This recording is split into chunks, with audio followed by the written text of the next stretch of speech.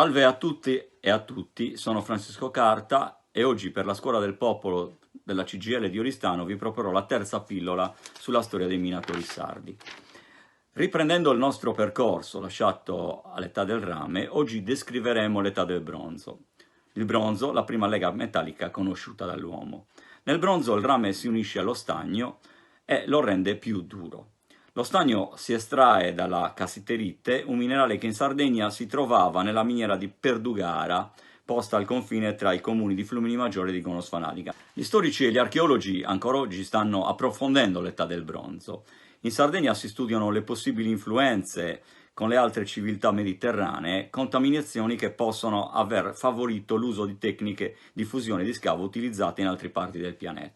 Prima di proseguire è però doverosa una notazione che ci aiuterà a capire meglio la storia. L'età del bronzo, gli storici la suddividono in tre sottoperiodi.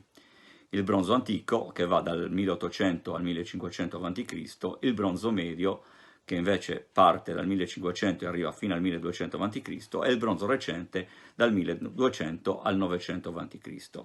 Del bronzo antico, stadio preliminare della civiltà nuragica, individuato anche come cultura di Bonannaro, si conoscono molti oggetti metallici, che evidenziano lo sviluppo della metallurgia con un marcato passaggio dal rame al bronzo, quindi dal minerale alla lega. In questo periodo compare anche l'argento in numerosissimi braccialetti, anelli e altri gioielli ritrovati nella tomba di Kukuru Nuragi a Settimo San Pietro. Gli archeologi si interrogano sui ritrovamenti, ma le analisi sui tenori di metallo presenti nelle armi e negli oggetti ritrovati confermano la provenienza dalle officine e dalle fonderie dell'isola. Nel bronzo medio possiamo dire che sono numerose le influenze del mondo orientale, influenze che danno un impulso notevole agli scavi minerari nell'isola. Infatti, dal 1200 a.C. l'intensità dello sfruttamento dei giacimenti minerari cresce a dismisura. In Sardegna il bronzo recente coincide appunto con l'epoca dei nuraghi, che esploreremo compiutamente nella prossima pillola. Nel bronzo recente è importante evidenziare che le numerosissime tracce di attività mineraria rinvenute ci permettono di classificarle come appartenenti ad una vera e propria attività industriale, quindi l'attività mineraria passa dallo stato artigianale o subartigianale allo stato industriale, quindi l'uomo che si organizza. Ricordate come avveniva l'estrazione del minerale nell'età del rame, con l'utilizzo del fuoco e l'utilizzo dell'acqua.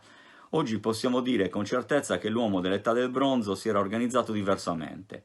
Operava una ricerca attenta dei filoni affioranti, li attaccava con una tecnica progredita, quindi non più utilizzando il fuoco e l'acqua, ma utilizzando punteruoli e mazze, scavava tutta la parte ricca di minerale, trasportava il minerale estratto in altre località, talvolta anche distanti dal punto di scavo. Ricorderete che le prime coltivazioni minerarie furono attuate in prossimità degli approdi marini.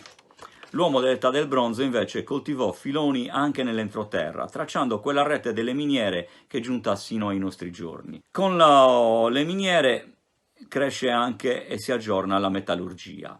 Fanno passi da gigante i forni di fusione, intonacati con argille e caolini, altri minerali presenti nell'isola e noti sin dall'antichità. Gli stampi di argilla per la creazione di tutti gli utensili ritrovati.